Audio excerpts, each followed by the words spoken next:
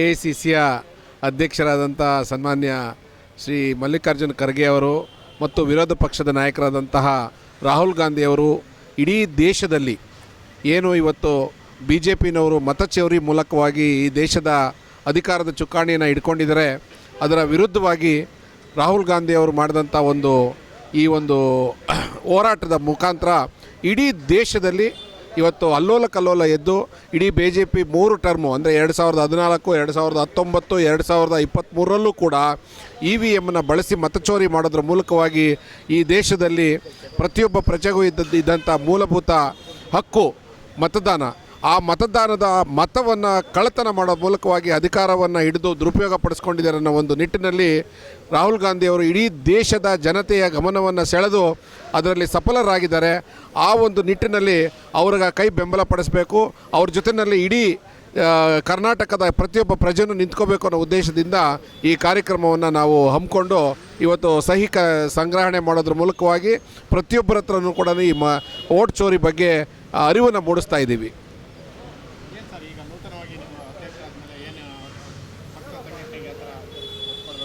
ನೂತನವಾಗಿ ಅಧ್ಯಕ್ಷರಾದ ನಂತರದಾಗಿ ಮೊದಲನೇ ಕಾರ್ಯಕ್ರಮ ಇದನ್ನು ಹಮ್ಮಿಕೊಂಡಿದ್ದೀವಿ.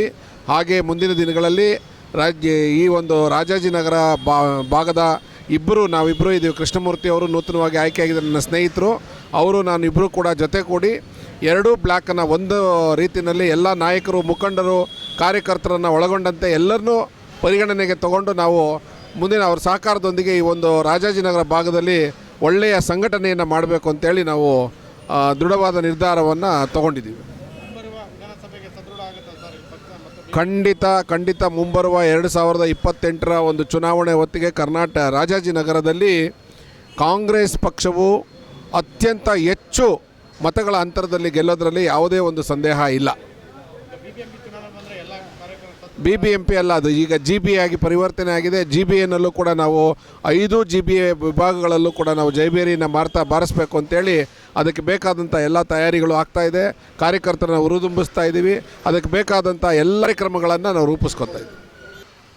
ರಾಜಾಜಿನಗರ ವಿಧಾನಸಭಾ ಕ್ಷೇತ್ರದ ಶ್ರೀರಾಮ ಮಂದಿರ ಹಾಗೂ ರಾಜಾಜಿನಗರ 2 ಬ್ಲಾಕ್ ವತಿಯಿಂದ ಇಂದು ಏನು ನಮ್ಮ AICC ಅಧ್ಯಕ್ಷರಾದ ಮಲ್ಲಿಕಾರ್ಜುನ್ ಖರ್ಗೆ ಅವರು ಹಾಗೂ ನಮ್ಮ ವಿರೋಧ ಪಕ್ಷದ ನಾಯಕರಾದ ಜನಪ್ರಿಯ ನಾಯಕರಾದಂಥ ರಾಹುಲ್ ಗಾಂಧಿಯವರ ಆದೇಶದ ಮೇರೆಗೆ ನಾವೇನೀಗ ವೋಟ್ ಚೋರಿ ಅನ್ನೋ ಒಂದು ಕಾರ್ಯಕ್ರಮ ಸಹಿ ಅಭಿಯಾನ ಮಾಡ್ತಾಯಿದ್ದೀವಿ.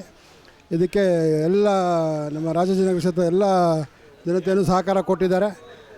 ಇದು ಮುಂದಿನ ದಿನಗಳಲ್ಲಿ ಇನ್ನೂ ಒಳ್ಳೆ ರೀತಿಯಲ್ಲಿ ಈ ಕಾರ್ಯಕ್ರಮ ತೊಗೊಂಡು ಹೋಗಬೇಕು ಅಂತ ಅಂದ್ಕೊಂಡಿದ್ದೀವಿ ನಾವು, ಹಾಗೂ ಇದನ್ನು ಯಶಸ್ವಿ ಮಾಡ್ತೀವಿ ಅಂತ ಹೇಳ್ತೀವಿ.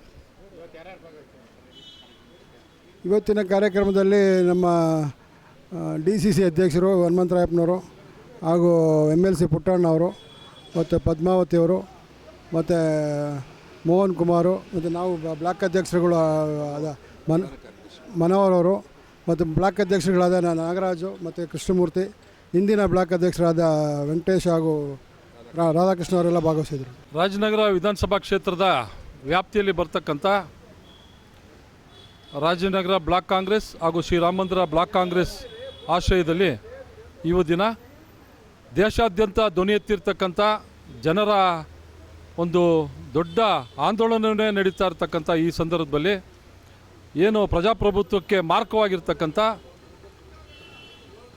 ಮತದಾನವನ್ನು ಕದಿತಕ್ಕಂಥ ಪ್ರವೃತ್ತಿಯನ್ನು ಏನು ಕೇಂದ್ರದ BJP ಸರ್ಕಾರ ನಡೆಸ್ಕೊಂಬರ್ತಾ ಇದೆ, ಅದರ ವಿರುದ್ಧ ಇವತ್ತು ಈ 2 ನಮ್ಮ ಬ್ಲಾಕ್ ಕಾಂಗ್ರೆಸ್ಸಿನ ಸಂಘಟನೆ ಮುಖಾಂತರ ಇವತ್ತು ಹೋರಾಟವನ್ನು ಹಮ್ಮಿಕೊಳ್ಳಲಾಗಿತ್ತು.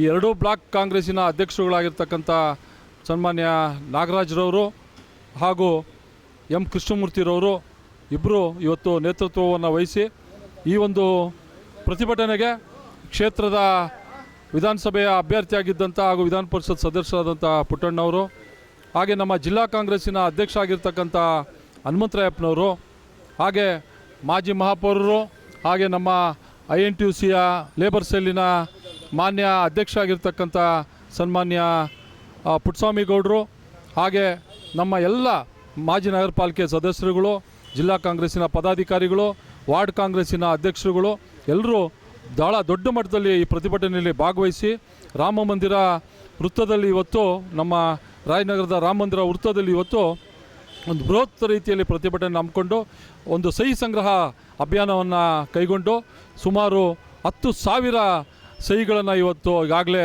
ಸಂಗ್ರಹಿಸಿದ್ದಾರೆ. ಈಗಾಗಲೇ ರಾಮ ಮಂದಿರ ರಾಜನಗರ ಬ್ಲಾಕ್ಗಳ ವತಿಯಿಂದ 10,000 ಸಹಿ ಸಂಗ್ರಹಗಳಾಗಿದ್ದಾವೆ. ಇನ್ನು ಇದು ಸುಮಾರು ಈ ಕ್ಷೇತ್ರದಿಂದ 1,00,000 ಸಹಿ ಸಂಗ್ರಹವನ್ನು ಮಾಡ್ತಕ್ಕಂಥ ನಿಟ್ಟಿನಲ್ಲಿ ಇಬ್ಬರು ಬ್ಲಾಕ್ ಕಾಂಗ್ರೆಸ್ಸಿನ ಅಧ್ಯಕ್ಷಗಳು ಹೆಜ್ಜೆ ಇಟ್ಟಿದ್ದಾರೆ. ಅವರೊಂದಿಗೆ ನಾವೆಲ್ಲ ಕೈ ಸೇರಿಸ್ತೀವಿ ಅಂತಕ್ಕಂಥ ಮಾತನ್ನು ಈ ಸಂದರ್ಭದಲ್ಲಿ ಹೇಳ್ತಾ, ಏನು ಮತಚೋರಿ ವೋಟ್ ಚೋರಿ ಕೆಲಸ ನಡೀತಾ ಇದೆ, ಇದಕ್ಕೆ ಪ್ರತಿಯೊಬ್ಬ ನಾಗರಿಕರು ಸ್ಪಂದಿಸ್ತಾ ಇದ್ದಾರೆ. ಇನ್ನು ಪ್ರಜಾಪ್ರಭುತ್ವದಲ್ಲಿ ಇಂಥ ಒಂದು ನಾಟಕ ನಡೆಯೋದಿಲ್ಲ ಇನ್ನು ಮುಂದೆ. ಮೋದಿಯವರೇ, ಅಮಿತ್ ಶಾ ಅವರೇ ಅಂತಕ್ಕಂಥ ಒಂದು ಸಂದೇಶವನ್ನು ರವಾನಿಸ್ತಾ ಇದ್ದಾರೆ. ಈ ಎಚ್ಚರಿಕೆಯನ್ನು ಪಾಲಿಸದೇ ಇದ್ದರೆ ಮುಂದಿನ ದಿನಗಳಲ್ಲಿ ಒಂದು ದೊಡ್ಡ ಆಂದೋಲನವೇ ಈ ರಾಷ್ಟ್ರದಲ್ಲಿ ನಡೆಯುತ್ತೆ ಅಂತಕ್ಕಂಥ ಮಾತನ್ನು ಈ ಸಂದರ್ಭದಲ್ಲಿ ಹೇಳ್ತೇನೆ. ನಮಸ್ಕಾರ. ಜೈ ಕಾಂಗ್ರೆಸ್.